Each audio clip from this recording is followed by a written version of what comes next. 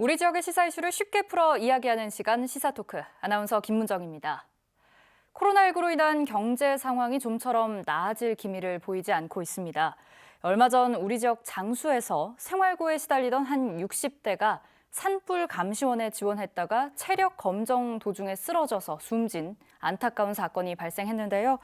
오늘 시사토크 1부에서는 우리 지역에서 벌어진 이런 안타까운 사연으로 시작합니다. 최영호 변호사님 함께 나와주셨습니다. 어서 오세요. 예, 안녕하세요. 네, 그럼 관련 영상 먼저 보고 이야기 나눠보도록 하겠습니다. 지난달 29일 산불감시원을 뽑는 체력 시험이 치러졌던 장수의 한 체육관입니다. 15리터의 물이 든 펌프를 등에 지고 1.2km를 15분 안에 통과해야 했는데 10년 동안 산불감시원을 지낸 64살 A씨도 이 시험에 응시했습니다. 1.2km, 즉 이곳 체육관 10바퀴가량을 뛰는 시험이었는데 A씨는 절반밖에 뛰지 못하고 갑자기 쓰러졌고 병원으로 옮겨졌지만 결국 숨졌습니다. 조그만 가게만으로는 모자란 수입을 해마다 넉 달여간의 감시원 활동으로 메꿔온 걸로 알려진 A씨. 올해는 코로나19에 하루에 7만 원가량을 받는 감시원 일자리가 더욱 간절했을 거라는 겁니다. 안 됐지, 장사가 전혀 이제 우리 이 시골도 그렇게 그 코로나 타격을 보더라고. 44명을 뽑는데 A씨 등 69명이 몰렸고 지원자 대부분이 60, 70대 고령자였습니다. 그분들이 1200m를 등짐을 메고 뛴다는 것이 그 시옷 걷는 거 한번 상상을 해보셔봐요, 그냥. 산불감시원 체력 시험이 강화된 지난해 전국에서 3명이 시험을 치른 뒤 숨졌습니다. 산림청이 이에 따라 지자체 재량으로 기준을 낮추는 걸 허용했고 장수구는 이번에 완화된 기준으로 시험을 진행했습니다. 응시자 연령대를 고려해서 체력 검정 기준, 거리나 무게 등을 자체적으로 좀 조정을 하라. 산림청은 오는 17일부터는 1km를 30분 안에 들어오면 합격시키는 등 완화된 체력 시험 기준을 적용하라고 전국 지자체에 통보했다고 밝혔습니다.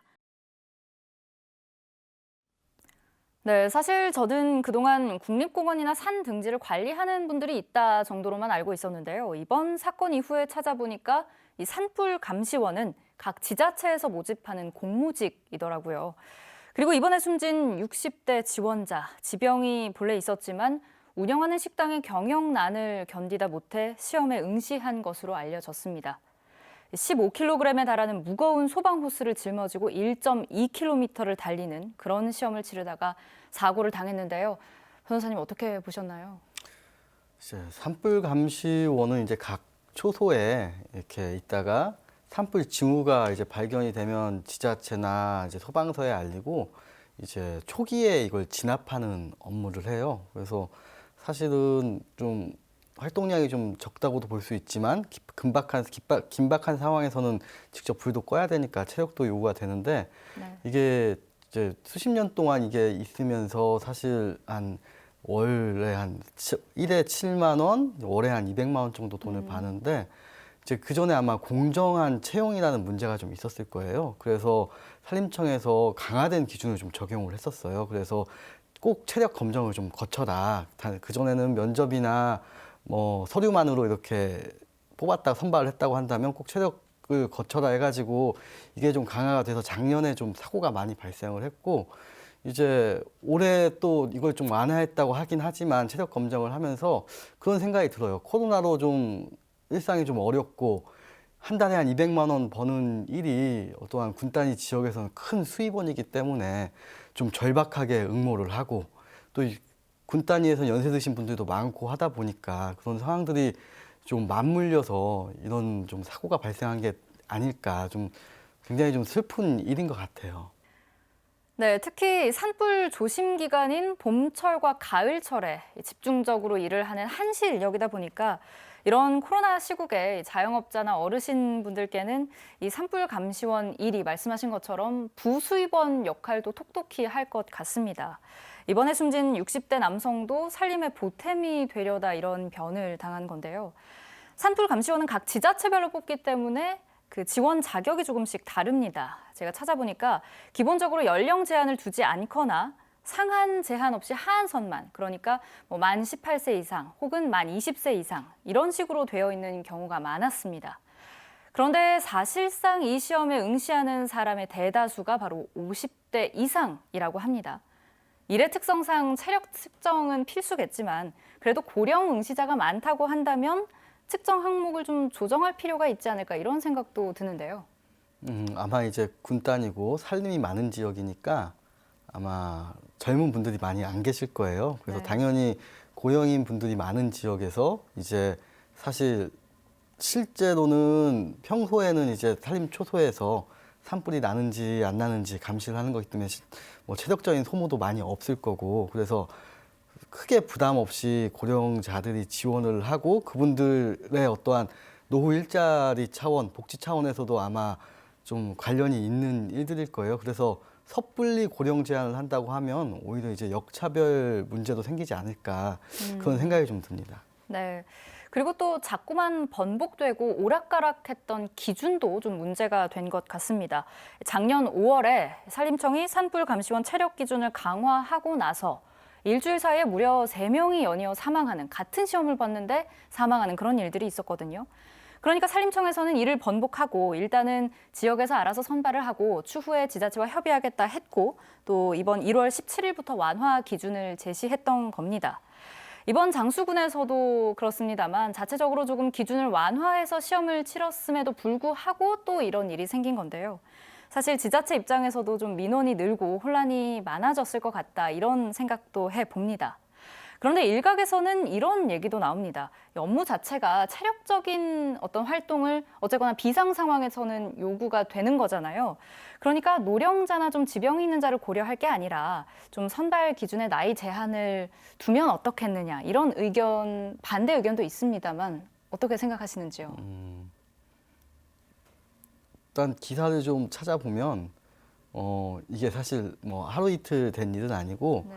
2012년에 충북 청원, 그다음에 2020년에 강원 삼척, 그리고 그 작년에 이제 2020년 10월 일주일 사이에 경북 군위, 경남 창원, 울산 북구 이렇게 네. 3건이 연달아 있었고, 그러니까 작년 한 해만 이제 4명이 이 체력 검정하다 사망을 한 거죠.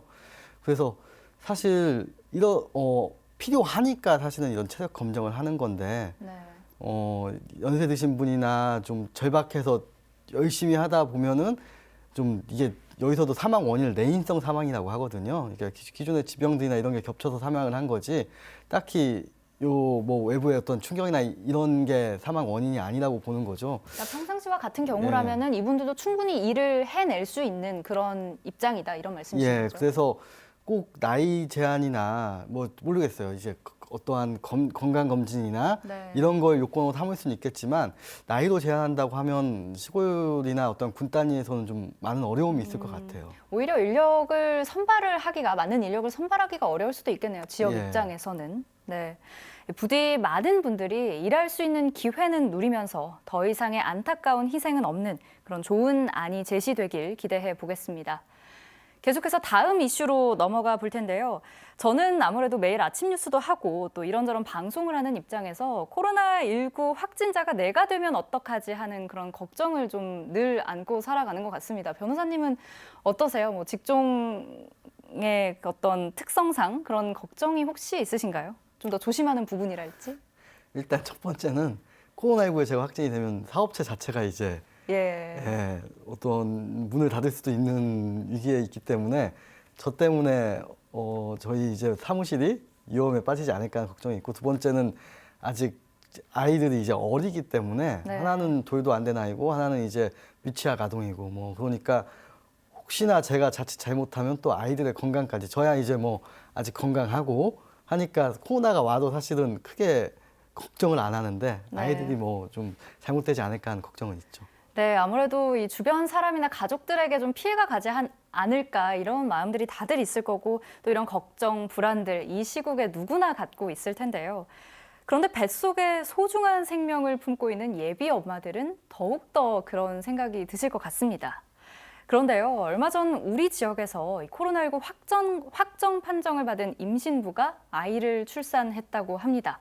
결과가 어땠을까요? 영상으로 함께 만나보시죠. 원광대병원의 음압수술실입니다. 레벨 D 방호복과 멸균 가운을 착용한 의료진들이 코로나19 확진 판정을 받은 임산부의 제왕절개 수술을 진행하고 있습니다. 1시간 뒤 2.66kg의 건강한 남자아이가 태어났습니다. 어제 출산을 앞둔 한 임산부가 병원 입원 전 코로나19 검사에서 확진 판정을 받았습니다.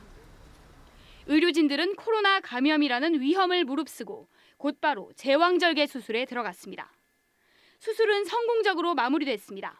다행스럽게도 저희 의료진들이 전혀 두려움 없이 잘 짜여진 협진 시스템으로 수술을 큰 무리 없이 진행하였고, 코로나 상황에서도 신생아가 매우 건강하게 태어나서 매우 뜻깊고 기쁘게 생각하고, 신생아는 코로나19 음성 판정을 받았습니다. 격리병실에 입원한 남자아이는 내일 검사에서도 음성이 나오면 격리가 해제됩니다. 산모는 음압 격리병실에 입원한 상태로 비교적 건강한 것으로 알려졌습니다. 어머니가 감염된 상황이라고 하더라도 아이가 감염된 예는 아직까지는 보고된 예가 없습니다. 대부분의 경우에 어머니로부터 항체를 물려받아서 전북에서 산모가 확진된 건 이번이 처음입니다. 보건당국은 감염 경로를 확인 중입니다. 정부는 지금의 사회적 거리 두기와 5인 이상 사적 모임 금지를 설 연휴가 끝나는 2월 14일까지 2주 더 연장하기로 했습니다. 네, 놀랍게도 또 정말 다행스럽게도 아이가 음성 판정을 받았습니다. 우리 지역에서는 코로나19 확진자의 출산 사례가 처음이었지만 전국적으로 보면 약 50명가량이 된다고 하는데요. 그래도 여전히 위험 요소들이 여럿 있는 만큼 이런 일들에 대한 철저한 대비가 필요하겠죠. 예, 저희도 사실 제 가정 얘기도 많이 하는 것 같은데, 작년 3월에 이제 출산하면서 코로나 발생하고 나서 이제 주의해라. 내가 코로나 걸리면 어떡할 거냐, 이런 얘기를 많이 했던 것 같아요. 그래서 네. 굉장히 저도 그 당시에는 어디 밖에 안 나가고 집에만 있었던 것 같은데, 아마 이제 우리나라에서는 그 산모가 코로나에 걸렸을 경우에 수직 감염이라고 하죠. 이제 태내에 있는 아이가 이제 코로나에 확진된 사례는 없고, 해외에는 좀 연구 사례를 보면은 그런 사례가 있다고 하는데, 이제 그것도 태어난 이후에 좀 걸린 건지 태내에 걸린 건지는 좀 약간 논란이 있는 것 같아요. 네. 그래서 논리적으로는 태내에 있을 때는 좀 걸리기 어렵다라는 건데, 그래도 다 떠나서 좀 조심하는 게 맞겠죠. 네, 가장 조심하는 게 가장 최선의 방법일 것 같은데, 어쨌든 무사히 출산한 산모님 빠른 회복 응원하겠고요. 또 마스크 없이 아이가 뛰어놀 수 있는 그런 세상도 어서 오길 바라겠습니다. 또 위험을 무릅쓰고 매뉴얼대로 침착하게 출산을 도운 의료진에게도 감사의 말씀을 전합니다. 그리고 또 시사토크 2부에서 우리 지역 이야기 좀 더 나눠보도록 하겠습니다.